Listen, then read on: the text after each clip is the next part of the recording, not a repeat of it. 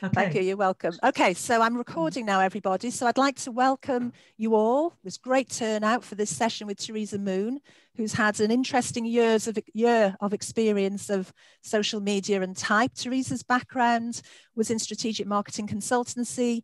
She first did the MBTI back in 1984 as part of her MBA, and then found it gave her such personal insights into her ENFP preferences that she qualified as an MBTI practitioner in the early 2000s and joined BAPT and has been involved with us ever since. Has spoken once previously at a BAPT conference, but I'm really delighted to welcome her to speak on this really topical issue today. So over to you, Teresa. Thank you, Catherine. Well, welcome to everybody here. It's great to see a good turnout. It's actually 77 years since Isabel and Catherine first published their type instrument in 1944. And if they could have had a wish, it might have been that Myers-Briggs type instrument would spread around the world and be familiar to people of all ages, but particularly the young. And it may be that their wishes have come true, but let's take a closer look. Just a quick overview of the session. We've got an hour. I'm giving an hour to the breakout.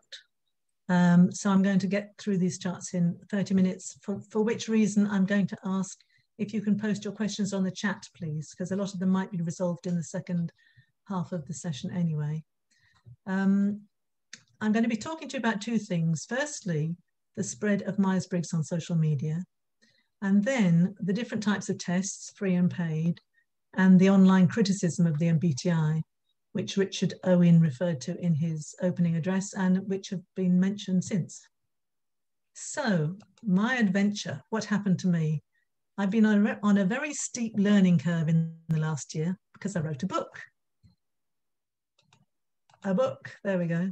Some of you might have seen my back presentation. I think it was 2019, but it was called Sorry I'm Late, But I'm a P, which was the first draft of a book I published last June called Late, A Time Bender's Guide to Why We Are Late and How We Can Change. And it was in the middle of lockdown, so I spent a lot of time exploring and learning about social media.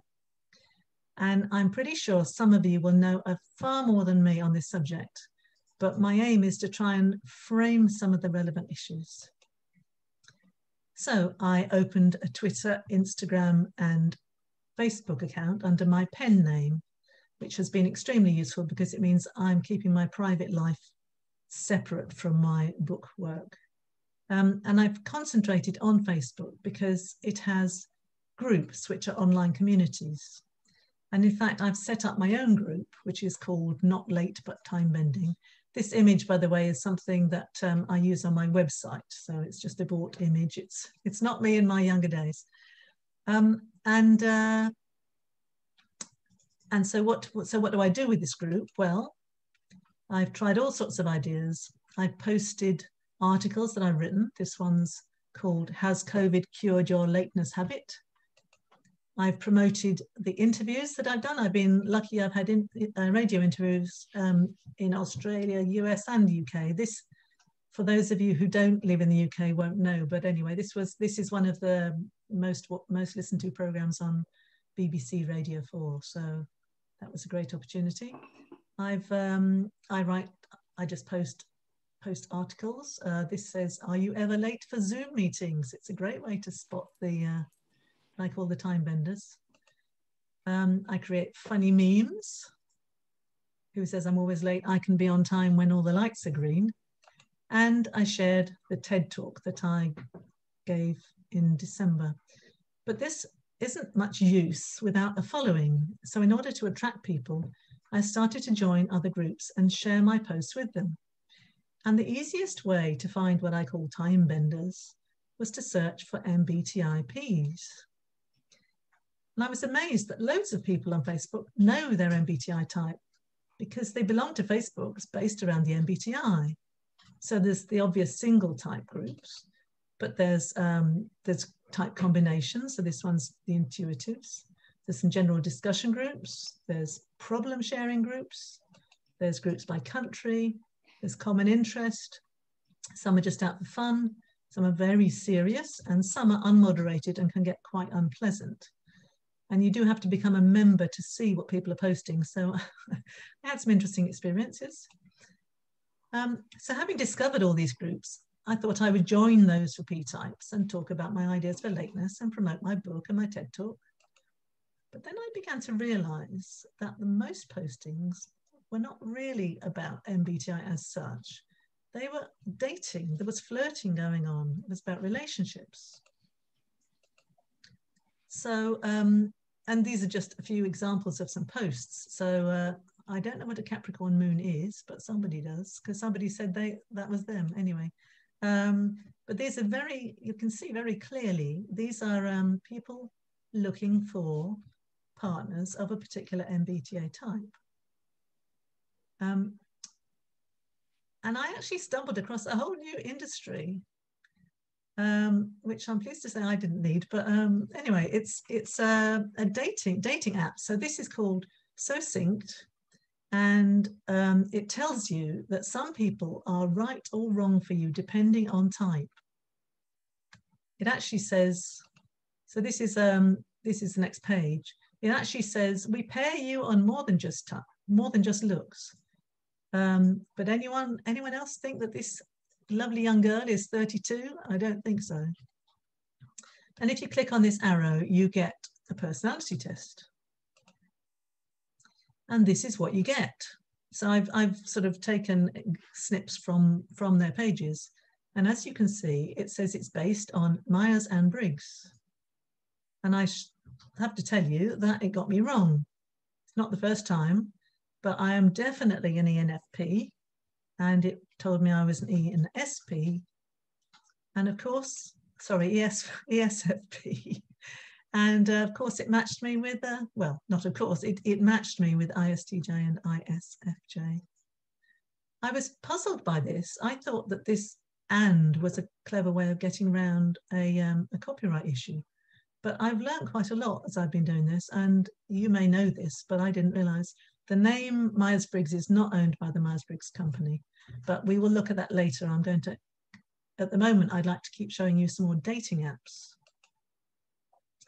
This one, Birdie, is another app which says it's inspired by Myers-Briggs.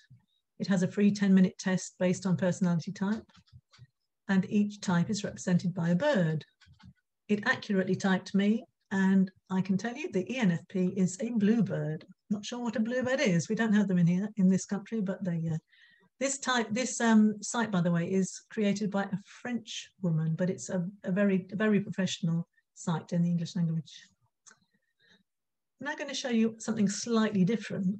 This is a company called Truity, and they're not a dating agency. It's a serious site offering free tests for MBTI, Enneagram, Big Five, DISC assessment, careers, etc.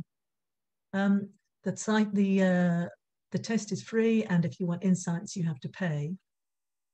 It's aimed at both consumers and professionals. And this particular page is what you have to do to attract people through who are browsing on search engines. I think the official term is clickbait. But I will say Truity is an ethical site. It doesn't tell you there's a perfect partner for your type. It actually invites you to choose the characteristics of your ideal love match. So this is that page. And these are the sort of questions. I don't know how easy it is for you to read them, but it says my ideal mate is, well, loves a good party, likes going to museums, etc. And I'd like to give you one guess about what, so I did fill this in. What type do you think my ideal match is? Well, it's ENFP, because I filled in all the answers, you know, for the perfect person, which is of course me. This is the homepage for Truity, and it actually says beyond Briggs Myers. Again, I thought this was just being careful with the copyright. And then if you look down here, it uses Myers and Briggs again. You can see the way they construct their type questions in their type questionnaire here. So you can see it's options out of 5, inaccurate, neutral, accurate. I try not to draw attention to myself is what that says. The site then goes into relationships between all combinations of types, and it doesn't suggest that one is better than another. So as I say, it's ethical. And it's also open about what it's offering. So this is in their FAQs. Is this the Myers-Briggs assessment tool? Answer, as you can read there, no, it's not. Their test is called the Type Finder. It implies that the Type Finder is better and cheaper, as you'll see down here. It charges $19 for an expanded report. Myers-Briggs, as we know, costs roughly $50 for taking the test as well as the outcome. And the next chart I would like to show you is what I'd say was pretty much the worst use of MBTI online. So this is Dan Johnson, who posted this chart in his blog, and he says he's the author of 11 books, a YouTuber, a podcaster, and a business and life coach. And he just wants to attract people to his website. He makes no reference to preference, which is a new tongue twister I've discovered. And he treats all types as absolutes. I know you can't necessarily read this, well, hopefully you can read this, but just to say, if I take ENFPs as an example, he rules out any relationship with any type of S and suggests that INFJ and INTJ are ideal matches for me, these blue squares. And in fact, NFs, who are here, are banned from relationships with any sensing types apart from this little blue square here, which is ENFJ and ISFP. So total opposites are apparently an ideal match. But, you know, there's a lot of very arbitrary judgments here and no real explanation about what's behind them. So I realized that Facebook is now full of people who apparently know they're a Myers-Briggs type and believe they've got a perfect match with another type. They don't understand the concept of type preference. They join groups to try and find love. And there are specific groups for most supposed perfect pairings. So this one, it's INFJs with obviously two different ENs basically. ENPs are seen as the ideal for INFJs. Some people are actually very confused. So, I'm just taking a few snapshots, but, oh my God, I like somebody who isn't apparently my type. Can one of us be mistyped? Well, A, yes, very likely, but B, it doesn't matter. So Facebook teaches people that they can find a perfect partner using Myers-Briggs. However, not all groups are based on dating and relationships. And so this chart shows some of the names of the groups, and this is a description of the group, and this is the number of members. Some groups are very large. This is 30,000 people are in the ENTP group, or one of the ENTP groups, I should say, and they're getting 80 posts a day to this group Facebook group. And I'd actually say, I think the reason these are so popular is because Myers-Briggs is a way of finding friends on the internet. People who think like you, understand you, and will support you. I think anyone that's spent much time on there will see why that's quite a relief. So Facebook groups are communities of like-minded people, not very different to what we're doing here at the BAPT conference. So can we make use of this? Well, very few type practitioners that I have seen are active on Facebook groups. Those of you who were at the last face-to-face conference will remember Jack Aaron, who is a socionics evangelist, I think I should call him. And he's offering, he's actually offering questionnaires, free questionnaires on Facebook. And this is Heidi Freeby, who spoke to us at the conference before that. And she is a journalist with a big online following. And she now has developed, and this year ran for the first time her own, the end of last year, her own, what she calls her ENFP boot camp. And she's an ENFP herself. So she's turned it into a business for herself. But engaging with groups takes up a lot of time. And I would say, to be honest, it isn't really a good sales channel. It builds awareness. So group rules often do ban self-promotion or advertising. So you have to have something you can offer for free. So just to use myself as an example, I've created free competitions. This one is actually current. So if you want to win a mug, a sticker and a book, you can find me. This one is, believe it or not, this is a funny poem I wrote for Valentine's Day that mentions the book. And of course, I can share my TED Talk because that is free, but it takes up a lot of time. In fact, it takes unlimited time. You have to really limit how much time you spend. And I'm not sure that it could be called cost effective. So I'd just like to summarize this first section about Facebook. So I would actually estimate that there are probably the nearest round figure is 1,000 Myers-Briggs groups. There is no definitive list. Facebook do not publish any, you cannot find a list of actual groups. So I've had to estimate it.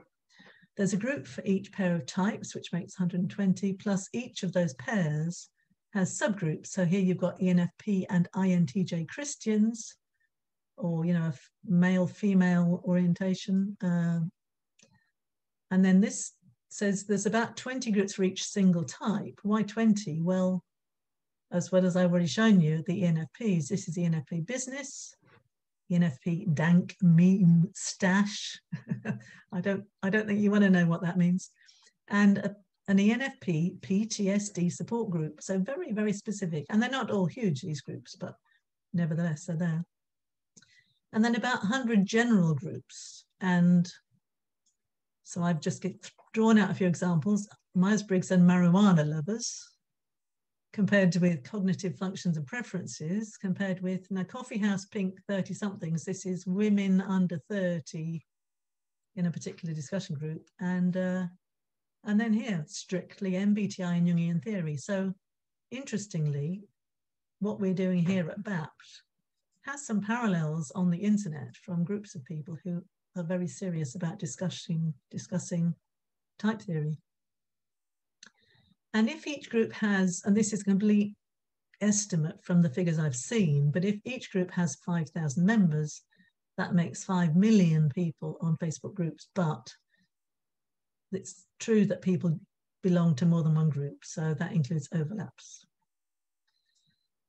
And this is at the point at which I'd like to move on to my second topic, which is how do they all know their Myers-Briggs type?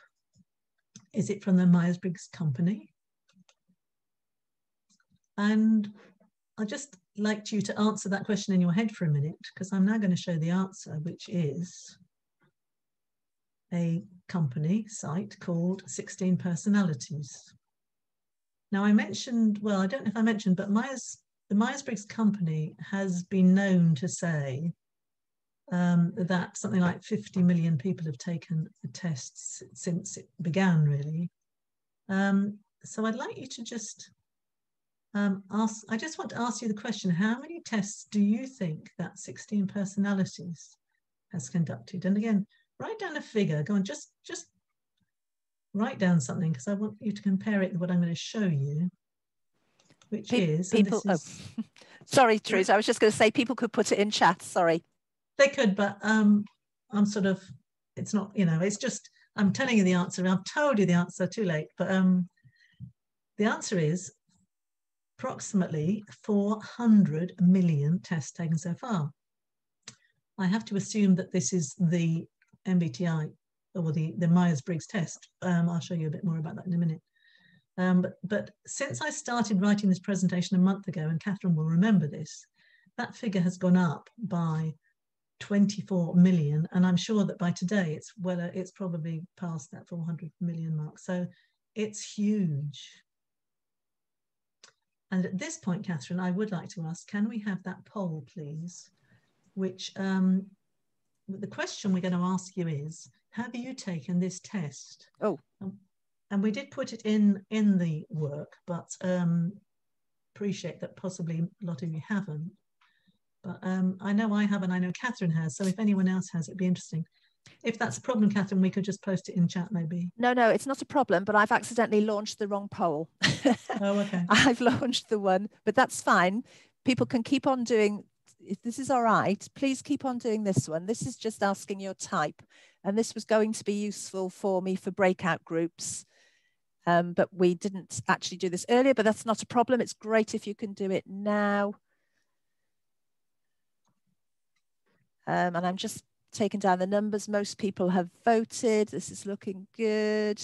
Okay, right. I'm going to end that poll and close that. And I'm now going to hopefully open the correct poll that Teresa wanted me to do, which is how many people, whether your 16personalities.com result, if you did it, matched your best fit MBTI code. So I'm gonna, And there's just 12 people out of 36 have voted. I'll just give them a little bit longer, Teresa, just for anyone who has taken it. I won't be answering it myself, but I know when I did it myself, mine do it either. No, when I did it myself, mine was incorrect. I came out as INFP instead of INTP. Okay, but that's actually a very interesting and useful result. So if you and I, Catherine, add our scores in, then more would be wrong than right. Yeah, I'll just end the polling, Teresa. I'll just share the results so people can see the results. So basically, about half of people said, yes, it did match, and about half have said, no, it didn't. I don't know if you can see that, Teresa, at the moment. I can, yeah. Yes. Okay, so right. In fact, it would have been 12 would have said no if we could have voted, which we can't. Yeah, okay, I'll stop sharing that. If anybody who had an incorrect match wants to post up on chat what your type was, it would be interesting to see whether there's a consensus about which types get mistyped. There's one question in chat, Teresa, from Met, just about the extra letter. I don't know if you want to comment on that. Oh, yes, don't worry. I'm with you. Next chart. Okay, so sorry. Oh, that's right. Yeah. So one of the reasons this test is so successful is because it's translated into 37 languages.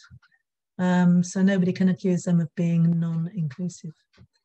But I'm now going to show you this this page, which you can see very clearly. These are MBTI types: ENFP, INFJ. And I don't need you to read this in detail, really, because I'm going to just going to let you just have a look at this picture and just see what I'm trying to. This is my my summary of this situation, really, because talk about a wolf in sheep's clothing. 16 personalities. What do they say about the test? This is their copyrighted test, Neris. I'll let you read that. It's a wonderful piece of wording which simply muddies the waters. Is it Myers-Briggs or isn't it?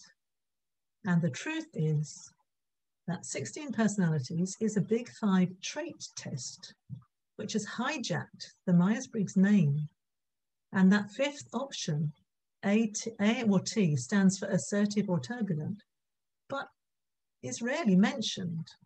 You do get discussion groups saying, what is this A and T? And people trying to explain it to each other. But it's really amazing how they've just managed to magically make that fifth option disappear. So I have to say, I really see this as this site. I call it, and it, it's an imposter, really. That's my personal opinion. So what do people in general think? Is it MBTI? So here's somebody who set themselves up as an authority on personality tests, and of course anyone can do that on the internet, says it's the same thing. So I'm going to award them another wolf in sheep's clothing. Some people say it's better than the official MBTI assessment. This is a website called Quora, and it's a very popular question and answer website. So the question was literally, is Myers-Briggs or 16 personalities better? And if you read this one, you can see that this person went through a practitioner, a career counsellor, when he was at college, and he doesn't remember having any one-on-one feedback. but he is unable to differentiate that between that and anything that the Myers-Briggs company would have offered, or the Neris test. And interestingly, this is classic internet. This is just a regular guy. He's an intelligence analyst with no expertise, giving his personal opinion. But this comment, because Quora tells you how many people have seen this, has been viewed over 378,000 times. So the scale of the reach of these sites is huge. You'll be relieved to see that not everyone is uninformed. And this is, again, this is just something I picked up off the internet. Somebody called Jeffrey Nickel. I don't know if anyone's heard of him or knows him. He's writing in one of these paired sites. And he is saying, well, he's giving a really accurate answer to describe what the Neris test really is. And this point here, again, very, very accurate statement from our point of view. They're flooding the typology forums with trait-typed people who aren't actually that type in a functional sense. But as it's the internet, nobody knows whose opinion to trust. What about the Myers-Briggs company? So John Haxton's not with us, is he? I can't see all the names, but yes, he is. Oh, John, I'm so pleased, because I have deliberately not briefed had a briefing with you so that I can just tell you what I found on the internet. But I'm expecting you to tell me that this isn't quite, I haven't got the full picture here. So I'm putting that into context before I tell you just what I found. So this, first of all, this is an answer from somebody who works for CPP, which is Myers-Briggs company, answering a question on the Facebook probably, talking about what's copyright. And the copyright is the Myers-Briggs Type Indicator Assessment Tool. So it's not the words Myers and Briggs that are copyrighted, it's the assessment tool. One of the big mistakes that CPP and others made back in the 1970s or slightly later was to not copyright the name, not copyright all of the terms, not copyright the letters, not copyright the full Myers-Briggs name, etc., etc. So it's very annoying in various ways. Thank you for that, because there has to be some reason why you aren't able to defend. We defend what we can as vigorously as we can, but it's one of the annoying things you sometimes find is I've written articles or had journalist interviews and had things published, and at the last minute, when you see the final copy online, you realise they've stuck a link to 16 personalities in there, which we then try and get to change. But it's annoying when you do the advertising for them, as you might guess. Just a quick time check, Teresa. It's 3 p.m. now, which you asked me to mention. Thank you very much. I've only got 2 shots. Okay. So this isn't aimed at consumers. This was the front page. Thank you for the ad for the BAPT conference. So this is a statement that says access is limited to practitioners and you need to go into certification. However, I did find MBTI online, and again, John, obviously I can't ask you to explain now because of the time, but so you do have a strategy that's trying to make the best of this situation. We do. The difference with this one compared with the free stuff is that although there isn't a practitioner involved, there is an interactive feedback system online and ask you questions to get you to validate your type. Arguably not as good as a practitioner, but there is a system in there. It doesn't just give you a report and say, there's your 4 letters, off you go, mate. And of course, this $50, if you like, is an upfront fee, whereas everything else we've seen, it's free, and then you pay for getting more insights than anything very basic. So let's go to the source of, as we all know, unbiased information on the internet, Wikipedia. Well, as Richard Owen said in his opening address, Myers-Briggs is widely criticised and discredited, and Wikipedia is summarising what is being said. It's not making these comments, but nevertheless, I mean, I know, John, because I communicated with you a couple of years ago, I was so shocked at what I read, and I know that the frustration is because you are an expert and work for the Myers-Briggs company, you are seen as not being independent. So they won't listen to you, but they will listen to independent sources who they quote. And I must say, 2 years ago, they said Myers-Briggs was no better than a horoscope. Now they say it's, well, independent sources have called it little more than a Chinese fortune cookie. These are damning comments. That was Bob Hogan, as I recall. Bob Hope?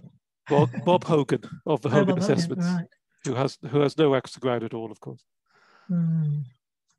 So, but what are they criticizing? Because if you look at what they're saying here, at the bottom, they're saying the 4 scales have some correlation with the big 5 personality traits, which is a more commonly accepted framework. Well, what is this? What are we talking about here? Going to bring my little friend back. We don't know what we're talking about. So basically, we're in a situation where the words Myers-Briggs and MBTI are seen as describing both a free and inaccurate 10-minute test and a 40-minute in-depth questionnaire, followed by a best fit discussion delivered by a practitioner. As Richard said, hashtag MBTI lends itself to the internet as a shorthand of the poor type initials, and it's become a generic. And just to finish off, this article was shared from The Guardian. It just shows what an uphill struggle this is. They haven't done any proper research into the subject. This is a journalist. They don't have much time, but they certainly haven't put any work into it. And it condemns without understanding what it's condemning and brings up old information. But I will finish by saying it all is not lost in the sense that, you know, even films that were panned by the critics can still be blockbusters at the cinema. And I haven't shown you all the positive stuff. There's plenty of positive stuff. It's just that how do you measure it up? And one of the comments yesterday at Jerry Gilpin's session was maybe we needed a kite mark. So this is your chance to discuss this. And we've proposed 4 questions. And since you won't see this chart when you go into your groups, could you please just make a quick note? So basically, what's the advantages and disadvantages of the fact that, well, you can tell me what, you know, you can say what you wish, but the question is, given that the huge popularity of what appears to be the Myers-Briggs on the internet, is that good or bad? And what action would you like to take at a personal level? And what action do you think that any of the associations should be taking from a professional standpoint? Huge questions. We're just putting our toe in the water here. So we're recording now, and it's back over to Teresa to find out what the groups thought. Thank you, Catherine. I'm sure that wasn't enough time, but as I said, it's toe in the water time. So if we start with the EJ, if I can ask for the spokesperson, and the best way to do this, I suggest, is if the other groups can pick up things that we haven't already put up, just for the sake of trying to get through this in a very short time. And can I ask if people can see the whiteboard? Can somebody tell me if they can see the whiteboard? Yeah, okay, yes. Thanks, Catherine. Great, brilliant. Okay, who's the spokesperson, please? Oh, that's a good question. It might be me, IJ. If it's not EJ, sorry, I thought it said IJ. Sorry. Megan is our spokesperson. Okay, so hi. Our group had a lot to say to where we could have kept talking.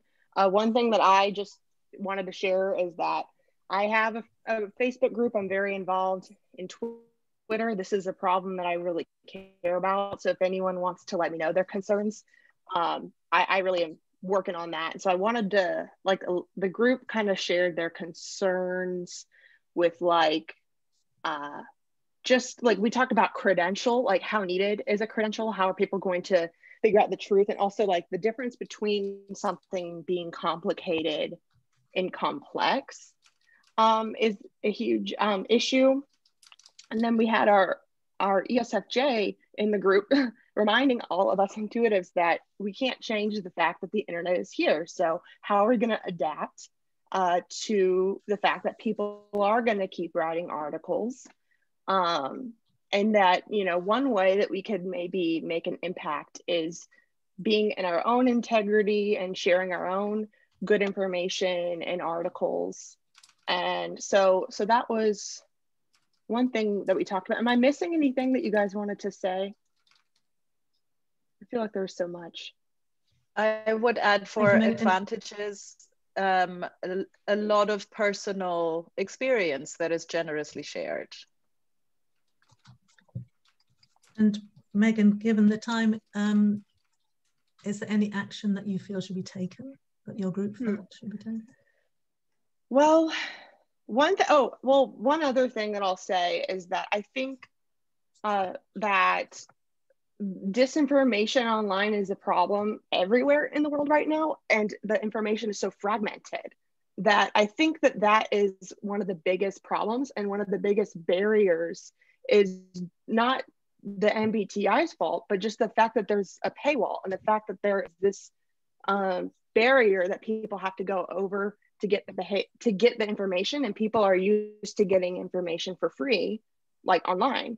And so the question is how do we disseminate that information while also valuing the information and paying for it? And so I would say the advantage is that you can connect with people all over the world and have like really profound insights and conversations about type. And there is a certain extent to where people are going to be pushed to have to think for themselves and figure out what they think, even if it's difficult, and sort through all the information. But anyway, thank you. Sorry. Thank you so much. So push on to IJ, please. Richard, is that you? Yeah, I'm happy to speak. Advantages, well, we didn't do this very systematically, but I'll talk anyway. I think it shows that there's a demand, that there's a hunger, that people want to know about themselves on a massive scale, young people, and also that actually they really resonate with type concepts and that way of looking at things. And I don't see the same groups out there for big five stuff, you know. See like an average neurotics group or whatever, you know. So there, you know, it's something that is tapping in to showing us that there's so much scope. The disadvantages of it are that it's lost what type is really about, as I was describing in my talk. Like, you know, Jung's idea, from Jung to MBTI, something was lost because it's not as complex as a psychodynamic system anyway. But then from MBTI to #MBTI has lost a lot of what we understand and know as practitioners and in the community. I know you really feel this one, Richard. Is there anything that you think we should be doing, or?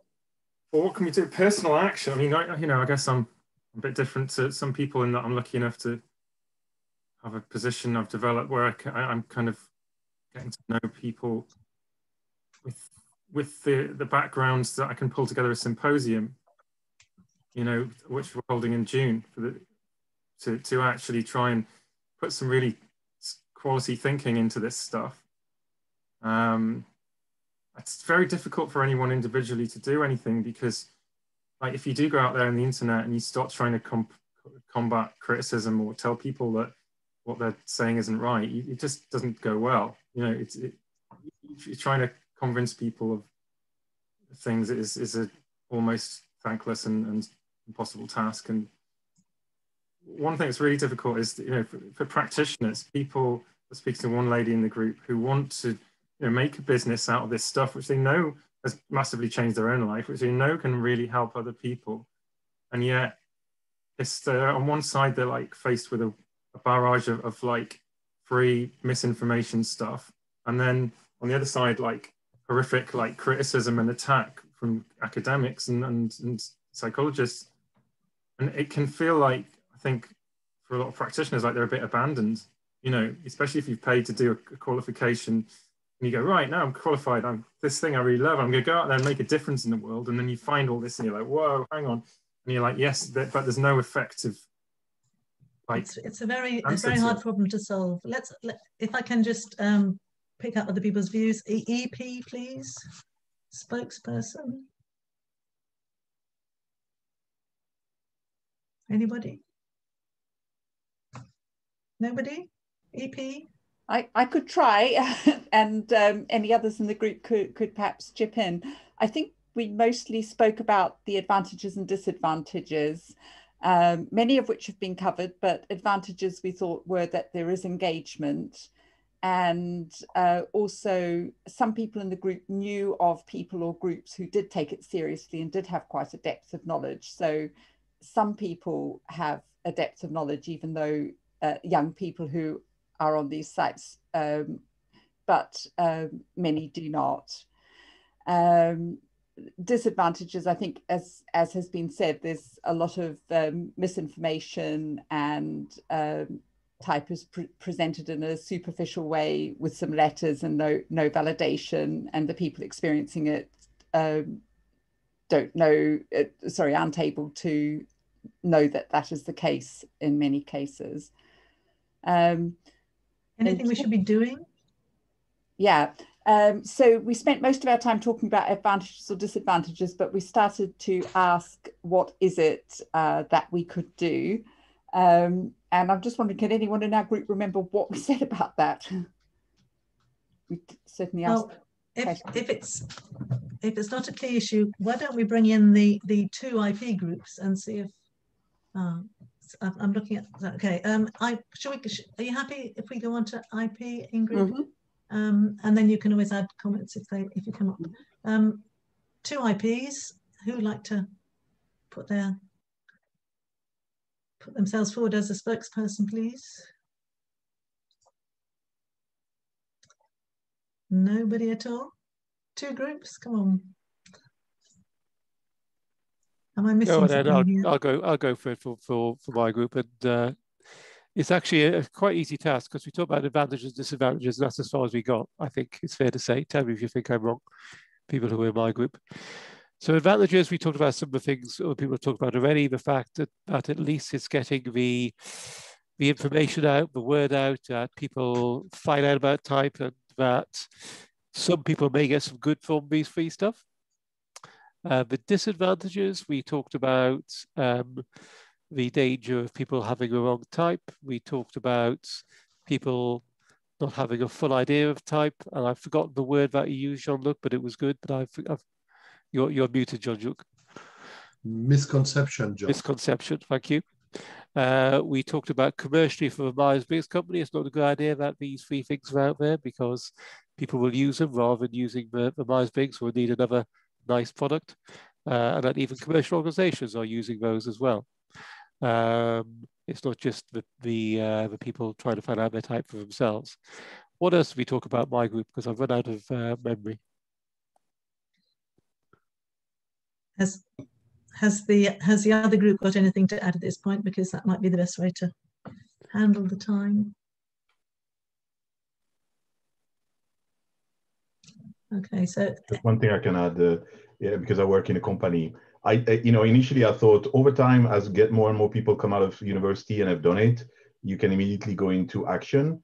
But I've realized I need to retype everyone just to be sure that it's been properly done, because there's so much, again, BS out there that I just want to be sure that people really understand the theory behind it and how it works. So that's a personal action here for me. Does anyone else have anything to add that they feel hasn't come up on Catherine's beautiful whiteboard? One of the other disadvantages we talked about was that people are really working hard with integrity and then are seen as suspect or doing something dangerous or bad.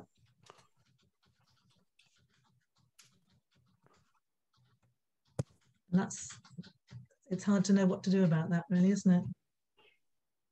And our personal actions were typically to have conversations with people to see what they understood about type and where it made sense to not challenge them, but to try and enrich the information and move them away from this sort of absolutist, you should date this, you should date that.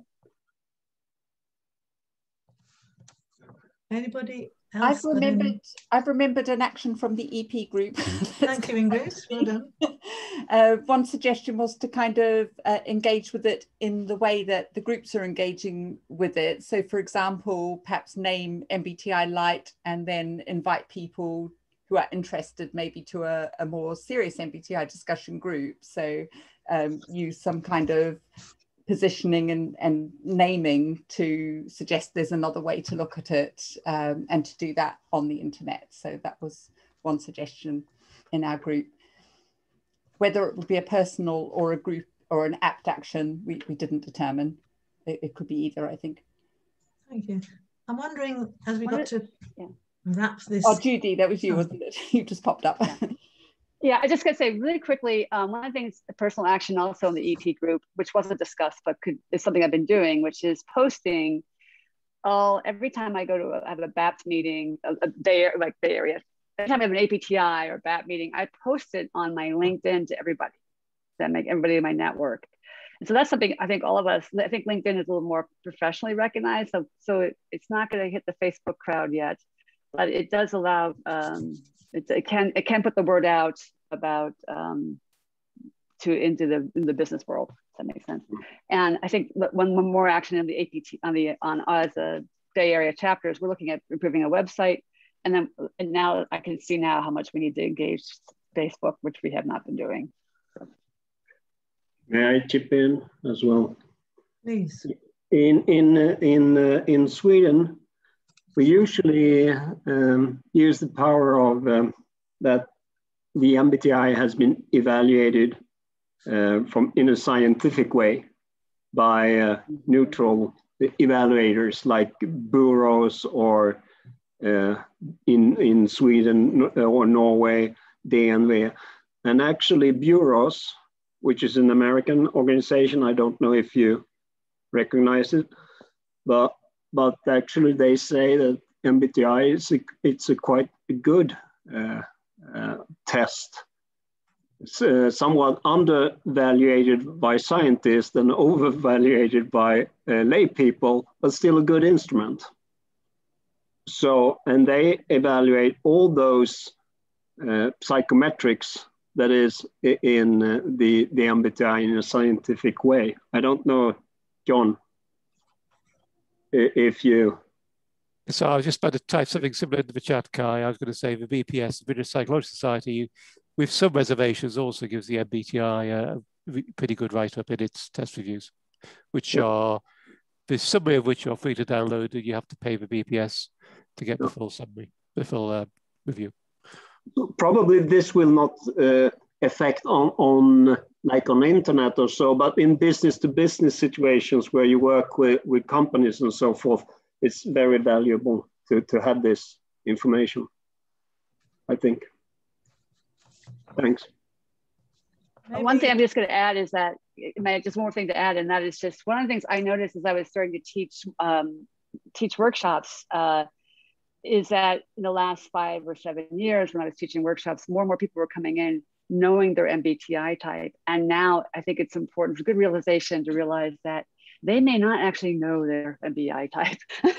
So if we're teaching workshops, that we start with the assumption, hey, you might have taken some assessments online, and like just somehow setting it up at the beginning that there may be some cognitive dissonance.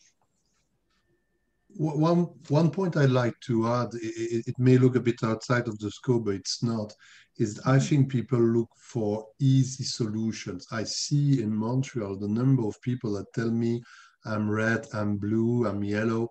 And every time I say you're more complex than that, I see people don't like this message. And I think this is quite scaring, the impact of the DISC and all those people that say, I remember an HR lady, she said to me, I'm red, I can't work with green people. And I said, come on.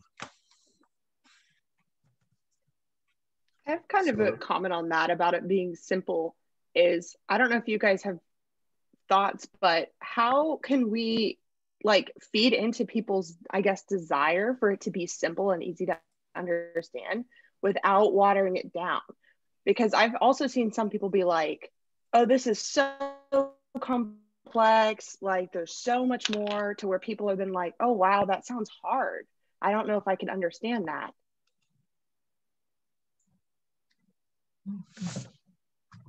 It goes back to what Roger was saying, is that people don't understand this as being complex and complicated, and that we make complex sound complicated. It's actually not. complexity has a beautiful simplicity in it. And I think Roger demonstrated that so beautifully in what he demonstrated when he shared with us this morning. There was a lot of complexity to what he shared, and it was beautifully elegant. And the challenge for, I think, all of us is that we know too much shit. Like, we all know too much, you know, like we don't know how to just bring it down. Like, you know, I'd love to actually hear from some of our SFs, especially, like, how do you introduce it so that people just have fun and interact with this and learn it with integrity? I'm aware of the time, and I'm aware that this subject can never be brought to a close. I guess it's my job to wrap up, and I guess in spite of my pronounced P, I do try. Shouldn't drift too far from the time. It's great to hear from Megan, and also Nathan, you made a comment at the AGM.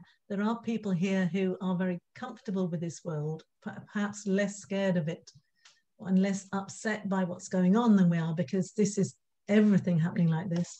I haven't been able, there's a hell of a lot to do when you're presenting, and I haven't got the chat fully followed, but I'm hoping that between you guys, you have been making contact. We'll have dialogues with each other, and we'll take this on in the way that you can. We can't really draw it to a single close, but Catherine, we can capture the chat at the end of this, can't we? So I'm sure there will be some useful things in there, and particularly in the networking. You know, Megan has put herself forward. If anybody else has a specific contact that they want to make, or they're offering for people to congregate around, if you could put that in the chat now, then we can capture that and perhaps pass that on. I am going to, if I can get it right, share my, hang on. Well, Teresa's just sharing her screen again. I think she's just got one or two more slides just to wind up. But I have to say that looking at all the comments that have been going through the chat, you know, people have really appreciated this discussion, and this, you know, it's an important issue. It's important to all of us. And I think, yeah, we all have to do what we can in our personal worlds, but as organizations, and as I'm on the BAPT board and other people on the BAPT board, then yeah, we're open to help, to advice, to, you know, anything you can do to help us, well, not put things to rights, you never do that, but have perhaps a bit more influence on how things are done. Have you got do you want to share your screen, Teresa, with your last couple of slides? Doesn't appear to be shared at the moment.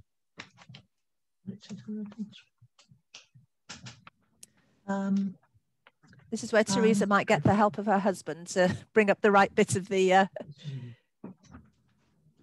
Okay. Well, I'm just going to say. Pardon? I've done that.